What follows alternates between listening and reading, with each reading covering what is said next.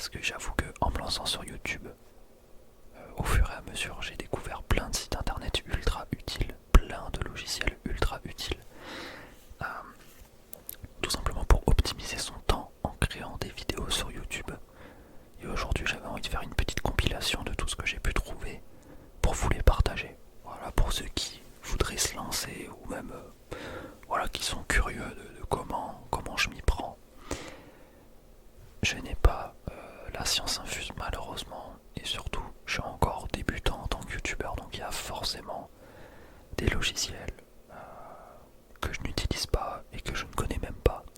Pareil pour les sites internet, forcément il y a des trucs que je connais pas. Tout ce que je vais vous présenter, c'est gratuit, il n'y a rien qui coûte de l'argent, et même il y a peut-être un ou deux logiciels qui coûtent de l'argent, mais c'est ultra simple de les craquer, vraiment ultra simple. On va commencer classique avec ce qui me sert pour enregistrer mon écran et enregistrer ma voix aussi. C'est OBS, Open Broadcast Software. Ultra simple, c'est un logiciel qui va enregistrer un écran. Tu peux rajouter des plugins, par exemple sur mes vidéos Pokémon version hors mon let's play, c'est là où je peux rajouter les Pokémon sur la droite, etc. Ça enregistre le micro en même temps. Donc voilà, il n'y a pas besoin de faire un raccord vidéo, audio. Mais ça se peut que j'enregistre avec mon téléphone quand je fais des vidéos IRL. Et là, ça change. J'utilise pas OBS puisque je filme avec mon iPhone et j'utilise pour enregistrer ma voix Audacity. Actuellement, c'est ce que je suis en train de faire vu que je vais vous présenter un gameplay en même temps que je parle.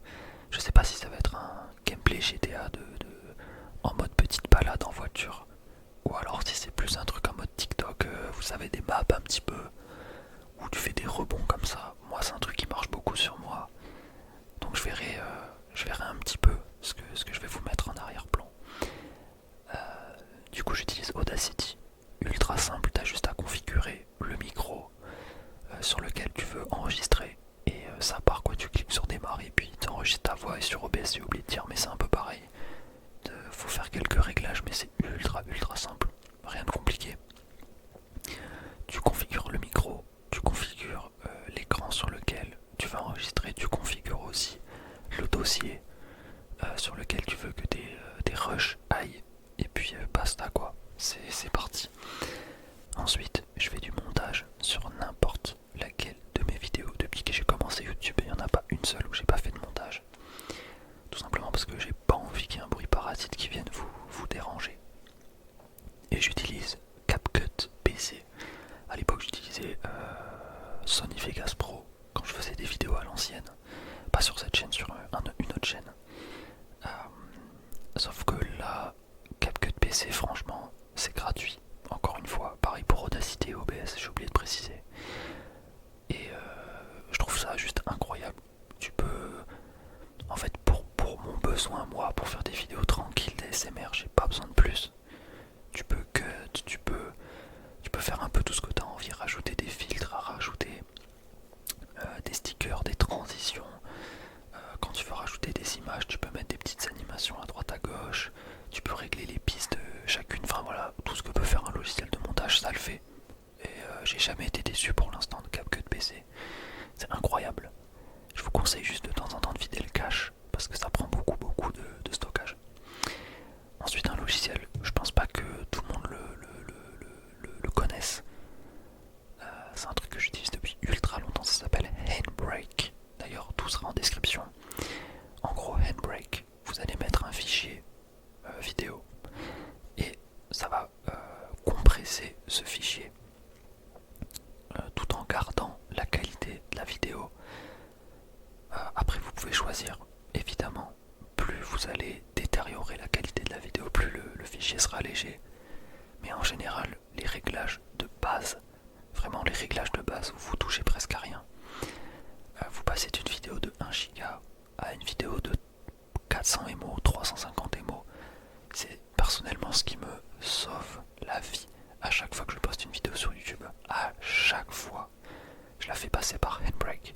C'est obligatoire, sinon j'aurais jamais pu tenir une vidéo par jour, ça aurait mis trop de temps à upload à chaque fois, tellement ma co est nulle à chier. Donc ce logiciel est gratuit et c'est incroyable. Pour faire mes miniatures, j'utilise un logiciel qui s'appelle Photofiltre. Alors le logiciel en soi, il est vraiment... C'est pareil, c'est un peu comme un CapCut, c'est les bases des montages photos. C'est pas du Adobe, c'est pas du Photoshop, mais pour mon utilisation, ça fait vraiment le taf. Je découvre un peu tous les jours des nouvelles fonctionnalités et je kiffe bien. Alors ce logiciel, malheureusement, est payant, sauf que j'ai trouvé une vidéo YouTube pour le craquer, Photofiltre 11, et c'est ultra simple. Donc pour ceux qui sont intéressés, je vous laisserai regarder. Je suis pas sûr que j'ai le droit de partager une vidéo qui parle de crack.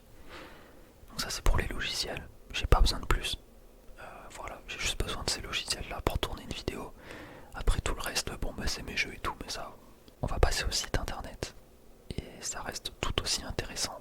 Par exemple, je trouve une photo sur Google pour faire ma miniature, mais malheureusement elle est en point à vif, ça peut arriver, ou en point HTML. Donc c'est un peu chiant. Je vais sur un site qui s'appelle Conversio, et ça permet de changer le type, comment dire, ouais, le type de fichier. Tu peux choisir tout ce que tu veux. En général, moi sur Google, j'écris juste à vif tout JPG par exemple, PNG ou JPEG, et ça me fait tomber sur ce site. Je mets le fichier sur le site, je fais convertir et le fichier reste le même, et je me le remets dans le dossier avec un bon format. Voilà. Ça me sauve aussi vraiment, parce qu'il y a des fois des photos ou des images qui sont trop bien pour ma miniature et tout, et juste je pouvais pas les utiliser avant parce que je connaissais pas ce site internet. Ensuite, Background Remover. Ça pareil, c'est vraiment exceptionnel. Ça permet d'enlever le fond d'une image. Alors ça marche pas tout le temps à 100% si c'est vraiment une image avec énormément de détails, mais en règle générale, le rendu est ultra bien fait. Sachant que moi avant c'est moi qui détourais les trucs tout seul, ça me prenait une plombe et c'était mal fait.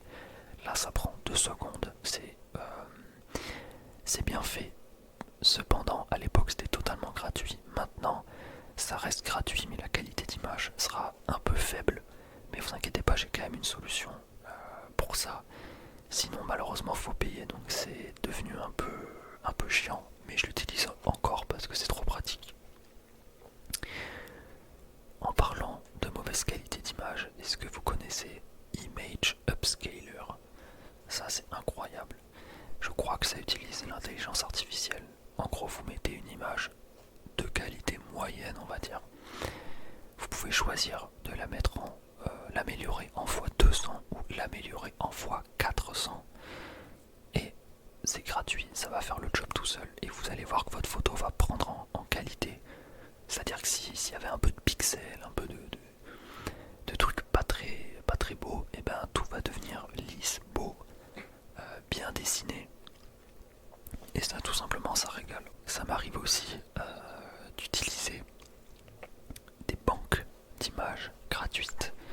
Malheureusement je n'ai pas les fonds monétaires pour aller sur Adobe Stock Photo, je sais pas quoi, ou iStock Photo. Du coup j'utilise des alternatives gratuites. Il y en a une qui s'appelle Pexels. Donc voilà, c'est une banque de photos et même de vidéos. Malheureusement, bon, bah, c'est pas la qualité d'une banque payante forcément. Mais des fois tu peux tomber sur des images qui font largement le taf. Et il y a un autre site aussi qui s'appelle Unsplash. C'est un peu le même délire. Et pour finir en site internet, ça m'arrive un peu moins aujourd'hui, mais ça m'arrivait un peu plus à l'époque, d'utiliser DALL-E. DALL-E, tout le monde connaît je pense, pour créer des images. Mais peut-être que les gens connaissent pas trop le fait qu'on puisse agrandir une image aussi avec l'intelligence artificielle. Vous pouvez créer un compte gratuit avec Google, vous avez une quinzaine ou une trentaine de crédits gratuits. Donc normalement ça va vous tenir tout le mois si vous faites qu'une miniature par jour.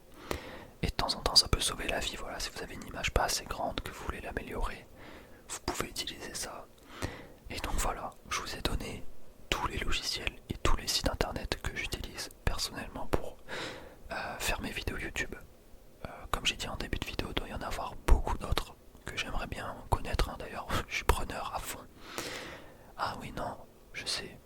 Un truc qui est pas mal, c'est youtube.mp4. Ça, c'est un site qui permet juste de télécharger des vidéos YouTube, mais je pense que tout le monde connaît. Voilà, c'est tout.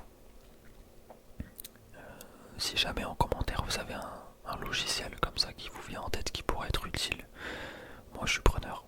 Je suis vraiment preneur. Je prends. J'espère que cette vidéo vous aura plu. Demain j'hésite entre une vidéo gaming pour dimanche ou une vidéo sur solo leveling parce que ça fait 2 épisodes. Enfin ce soir il y a l'épisode qui sort, donc je serai à 2 épisodes de retard.